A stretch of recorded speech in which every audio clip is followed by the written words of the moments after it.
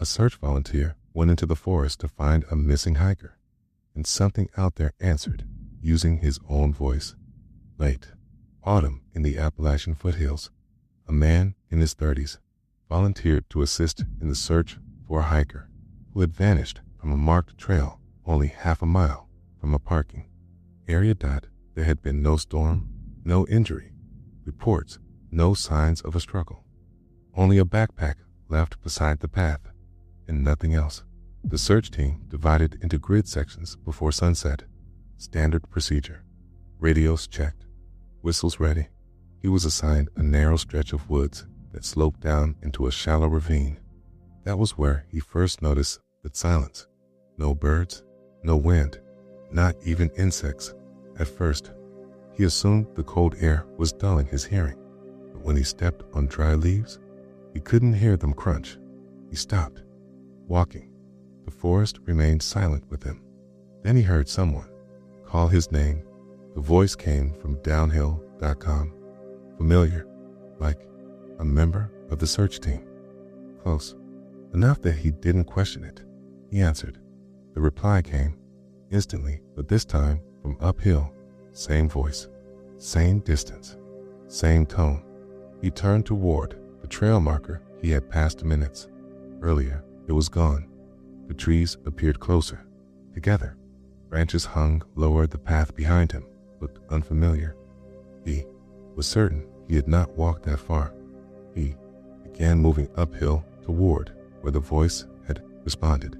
That was when he noticed something standing between the trees ahead. Shape, tall, motionless, tall, human in outline, but too narrow, too rigid. He could not see a face, only the unmistakable sense of being watched. He called out, asking if someone needed help. From the trees, his own voice answered. Same pitch, same breathing pattern, repeating his words exactly, not echoing, responding. He backed away slowly, keeping his eyes fixed on the figure. It did not move, yet the distance between them felt shorter. He could not explain how he knew. He only knew it was closer. Then he heard footsteps circling behind him. Soft, measured, matching his pace. He turned. Nothing was there when he faced forward. Again, the figure was gone. The silence returned, heavier than before. He began moving quickly toward where he believed the trail should be, but every direction looked identical. Same trees, same slope, same shadows. He checked his compass. The needle spun, paused, then spun again. He heard his name once more, this time from multiple directions, not shouted, not whispered, simply spoken, as if someone stood beside him. He covered his ears. He could still hear, yet the temperature dropped sharply. His breath fogged the air. He later reported that the forest began to feel crowded, as if many presences stood just beyond sight, watching, waiting. He started running. He ran until his legs gave out. When he fell, he felt something pass close to his shoulder. No, wait, no. Sound. Only movement in the air. Then silence. Again. Complete, absolute silence. Search team members found him just before nightfall. He was sitting on the ground facing a cluster of trees. He did not respond when they approached. He did not respond when they spoke. He only repeated one sentence. It knew my name before I spoke. Over and over, same tone, same rhythm. They guided him out of the forest by hand. He never explained what he saw between the trees. He refused to indicate where it had stood. The missing hiker was never found. Search efforts continued for weeks. No footprints leaving the trail, no signs of injury, no remains, only an empty stretch of forest and a backpack placed neatly beside the path. Months later, the volunteer shared one final detail he had not reported. He said the voice that answered him did not simply copy his words, it spoke. First, It called his name before he ever responded, as if it already knew he was there.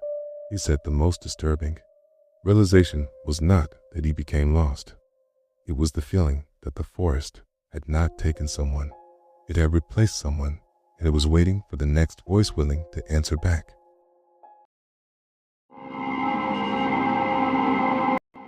A forestry worker entered an abandoned mountain cabin and realized the building itself was breathing in early winter. A forestry employee was assigned to inspect an old logging cabin scheduled for removal. The structure stood miles from any maintained road. No utilities, no residents for decades at least. Officially, the assignment was routine. Document structural condition, assess stability, and mark the site for demolition.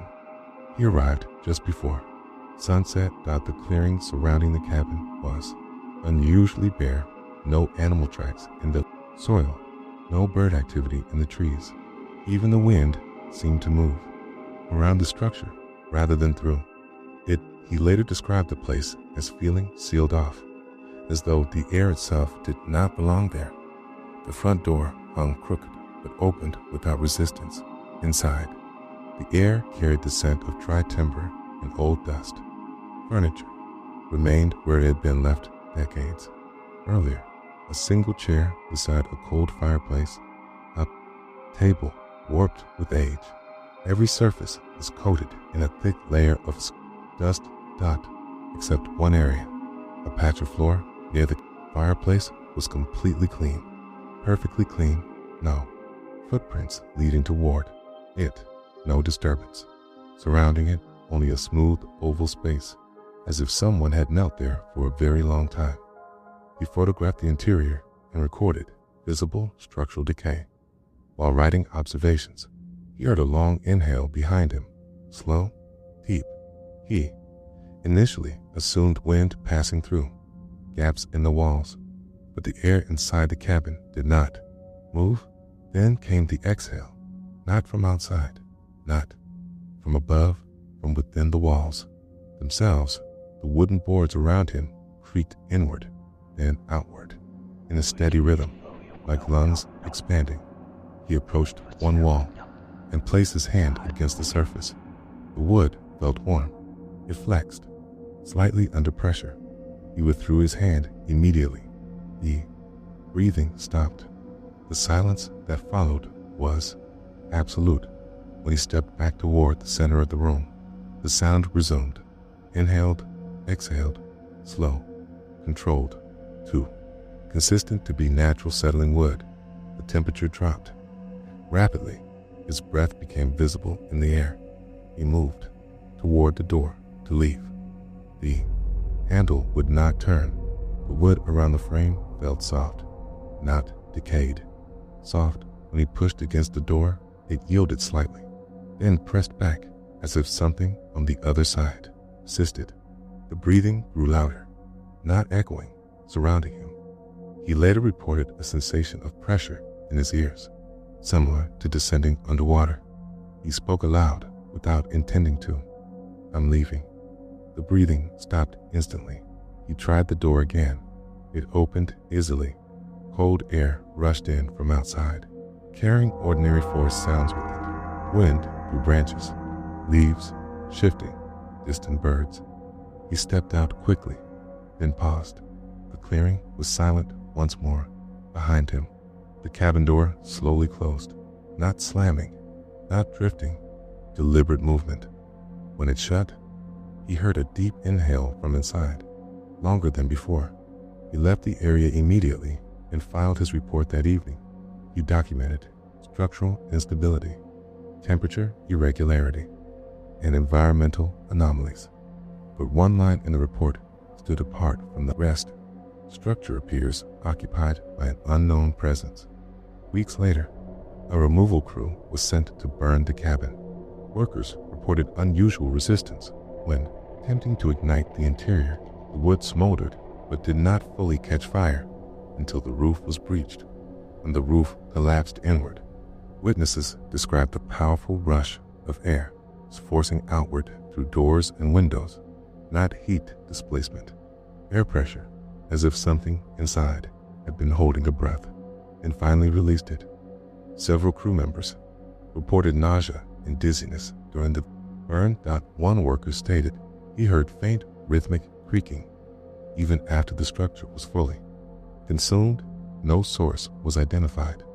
The site was cleared and left vacant months later. Surveyors revisiting the location noticed an unusual change. The ground where the cabin had stood had sunk slightly inward, not collapsed, compressed, as the weight had pressed downward from above. No debris remained beneath the soil. The forestry worker was interviewed again about the incident. He added one detail he had not included in his original report. He stated the breathing inside the cabin did not feel random. It changed pace when he moved. He believed the structure was not producing sound. It was responding. He never returned to the site. He later said the most disturbing realization came days after the inspection. The breathing had stopped only after he spoke aloud, as if the cabin had been waiting for acknowledgement that he knew it was alive.